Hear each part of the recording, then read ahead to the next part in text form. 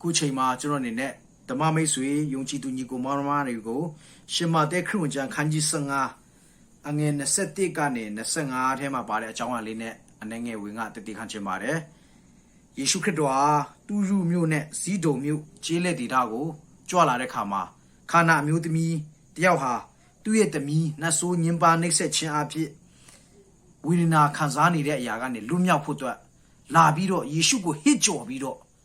အကူအညီတောင်းနေရဆိုတာကိုတွေ့ရတာဖြစ်ပါတယ်။ဒါဝိရဲ့သားတော်ယေရှုကျမရဲ့သမီးနတ်ဆိုးနှိပ်စက်လို့မချမ်းမာခြင်းကိုခံစားနေရတယ်။ယေရှုဟာဒီဝိညာဉ်ဒီယောဂါတွေထဲကနေလွတ်မြောက်စေနိုင်တဲ့ဖျားချမ်းမာခြင်းပေးနိုင်တဲ့ဖျားကယ်တင်ပေးနိုင်တဲ့အရှင်ဖြစ်တယ်ဆိုတာကျမယုံကြည်တာဖြစ်တဲ့အတွက်ကျမသမီးကိုကုဝေးပါဆိုပြီးတော့လာပြီးတော့ဟစ်ကြော်ပြီးတော့တောင်းလျှောက်ပြီးမြဲယေရှုကစကားတခုမှမပြောဘဲနေတယ်ဆိုတာကိုကျမ်းစာထဲမှာတွေ့ရတာဖြစ်တယ်စကားတခုတောင်ပြန်မပြောဘူးဆိုတော့တွေ့ရတာဖြစ်ပါတယ်အဲ့ဒီခန္ဓာမျိုးသမီးကမယုံလို့မဟုတ်တော့ယုံပြီးတော့လာတယ်ဒါပေမဲ့ဖះရှိရအဖြေမရဘူးလာပြီးတောင်းလျှောက်တယ်ဖះကဲပါကျမသမီးကိုကဲပါဒါပေမဲ့ဖះရှိရကျမ်းမာဖို့နေနေတာဖះရဲ့အတန်တော်မှမကြားရအောင်ဖះကယေရှုကစကားပြန်မပြောဘူးဆိုတာကိုတွေ့ရတာဖြစ်တယ်တပည့်တော်တွေကမနေနိုင်လွန်းလို့ဒီမိမပြန်သွားဖို့အတွက်တခုခုတော့ပြောပါလို့တိုက်တွန်းတဲ့ခါမှာယေရှုခရစ်တော်ကဘာပြောတယ်လဲဆိုရင်ကိုတော်ကလည်းဧဒလအမျိုးအဝင်ပျောက်လွန်တော်သူများမှတပါအခြားအမျိုးရှိရတော့ငါ့ကိုမစီလို့ဟုမိန်တော်မူ၏တဲ့ကြည်ယေရှုကဧဒလလူမျိုးတွေကနေလွဲပြီးတော့တပါအမျိုးတွေရှိကိုငါ့ကိုဇေလုတာမို့ငါအရှိလူမျိုးတွေတော့ပဲဒီလောကကိုလာတဲ့ဖျားဖြစ်တယ်တပါအမျိုးသားတွေဟာငါနဲ့မဆိုင်ဘူးဆိုပြီးတော့လူမျိုးရေးခွဲခြားတဲ့စကားလုံးနဲ့ကိုလူမျိုးရေးခွဲခြားပြီးတော့ဆက်ဆံခံရတာနော်ခန္ဓာအမျိုးသမီးယုံလို့လာတယ်ဒါပေမဲ့စကားမပြောတဲ့ပြန်ခုလူမျိုးရဲ့အရာပါအာဗြဟံအမျိုးမဟုတ်တဲ့သူမကယ်နိုင်ဘူးတပါအမျိုးသားတွေငါမကယ်ဘူးကယ်စရာအကြောင်းမရှိဘူးပက်ဆက်ဆက်အပြောခံရတယ်လူမျိုးခွဲခြားခံရတယ်ဒါပေမဲ့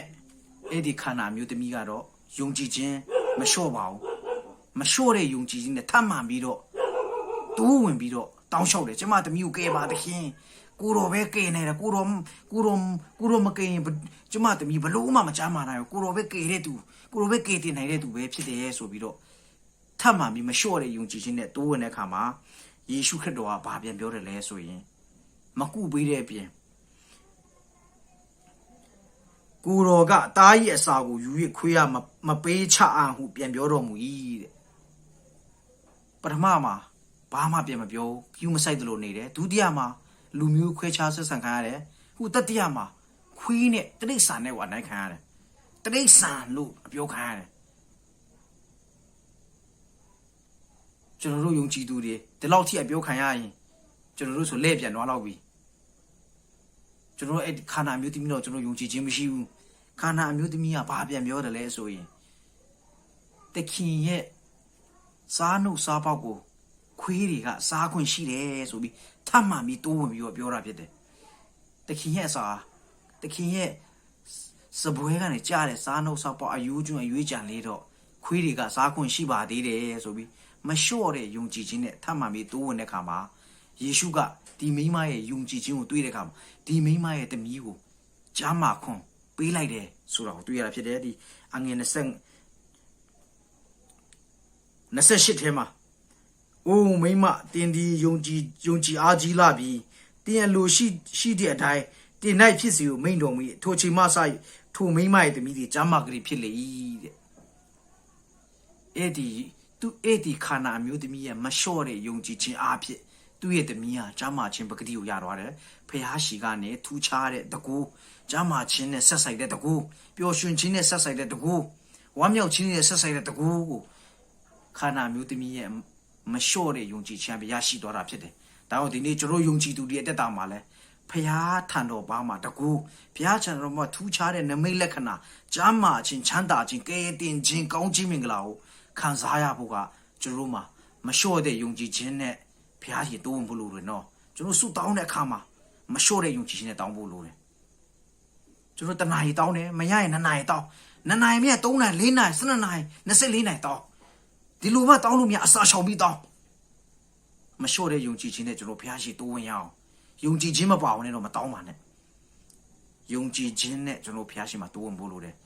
ယုံကြည်သူဖြစ်ပြီးတော့ဒီနေ့ကျွန်တော်တို့ဟာခက်ခဲနေတယ်အစင်မပြေဘူးပြီးတော့ဘုရားအကြောင်းကိုကကနနမသိဘူးဆိုတော့ကျွန်တော်တို့မှာယုံကြည်ခြင်းမရှိလို့ကျွန်တော်တို့ကတစ်ခါတောင်းကြည့်တယ်မရရင်ကျွန်တော်တို့မတောင်းချင်တော့ဘူးနှစ်ခါတောင်းကြည့်တယ်မရရင်မတောင်းတော့ဘူးကျွန်တော်တို့မရလေကျွန်တော်ထပ်ပြီးတောင်းကျွန်တော်ငိုပြီးတော့တောင်းဒူးထောက်ပြီးတောင်းအိတ်ပြီးတောင်းကျွန်တော်တို့မလျှော့တဲ့ယုံကြည်ခြင်းနဲ့တောင်းရမယ်ကျွန်တော်တို့ကခါနာအမျိုးသမီးလောက်ယုံကြည်ခြင်းမရှိတဲ့အတွက်ဒီနေ့ကျွန်တော်တို့မှာကျွန်တော်မိသားစုချမ်းသာခြင်းမရှိဘူးဝမ်းမြောက်ခြင်းမရှိဘူးချမ်းသာခြင်းမရှိဘူးကဲတင်ခြင်းနဲ့ဆိုင်ပြီးကျွန်တော်နားမလဲဘူးဓမ္မချမ်းသာနဲ့ဆိုင်ပြီးကျွန်တော်မသိဘူးနှုတ်ကပတ်တော်နဲ့ဆိုင်ပြီးတော့ဓမ္မဗေဒ theology တွေကျွန်တော်နားမလဲဘူးဖះနဲ့ဆက်ဆိုင်ပြီးကျွန်တော်ဘာမှမသိဘူးဖះဖက်မှာကျွန်တော်စိတ်အားမကြီးတာတနင်းကိုလူတွေတရက်ပဲကျွန်တော်ဖះကြောင်းသွားတက်တယ်ကျွန်တော်မှဘာမှမရှိဘူးဆူတောင်းနေလဲကျွန်တော်ရဲ့ရဖို့ကျွန်တော်တို့ဖြစ်ချင်တဲ့အရာတွေကျွန်တော်တောင်းနေတယ်ဒါပေမဲ့ကျွန်တော်မှယုံကြည်ခြင်းမရှိဘူးဖះနဲ့ဆိုင်ပြီးတော့ကျွန်တော်ယုံကြည်ခြင်းအားနည်းနေရင်တော့ကျွန်တော်ရှုံးနေမှုပဲရှိတယ်ယုံကြည်ခြင်းမရှိရင်ကျွန်တော်မှအန္တရာယ်ရှိတာဖြစ်တယ်ယုံကြည်သူဘုရားသားသမီးခရိယန်လို့ကျွန်တော်ခံယူထားပြီးတော့ယုံကြည်ခြင်းမရှိရင်ကျွန်တော်မှအန္တရာယ်ရှိတယ်တနေ့ကျွန်တော်တို့အပေမှာလမ်းဆုံးရမယ်ယုံကြည်သူခရိယန်လို့ပြောနေပြီးတော့ဘုရားကြောင့်တက်နေပြီးတော့ကျွန်တော်ငရဲမှာလမ်းဆုံးရလိမ့်မယ်ဒါကြောင့်ကျွန်တော်တို့ယုံကြည်ခြင်းကိုကျွန်တော်စမ်းစစ်ရအောင်ယေရှုခရစ်တော်ဒီလောကမှာလာရောက်အသက်ရှင်မွေးဖွားပြီးတော့အသေးခံပြီးတော့တကြိုချင်းခံပြီးရှင်ပြန်ထားမြောက်ပြီးတော့ပေးတယ်ဆိုတာကဂျေဇုတရားကိုပေးတယ်ဆိုတော့ကျွန်တော်တို့ကိုကောင်းကင်နိုင်ငံမှာသူနဲ့သူစံစားဖို့ပဲအဲ့ဒီနေရာကိုကျွန်တော်စံစားဖို့ဆိုတာကကျွန်တော်မှမလျှော့တဲ့ယုံကြည်ခြင်းရှိဖို့လိုတယ်ခန္ဓာမျိုးသမီးလိုယုံကြည်ခြင်းအရာမှာအားကြီးဖို့လိုတာဖြစ်တယ်ဆိုတာလေးနဲ့အနေငယ်ခွန်အားပေးခြင်းပါတယ်အားလုံးပေါ်မှာဖျားတဲ့ကောင်းကြီးရှိပါစေ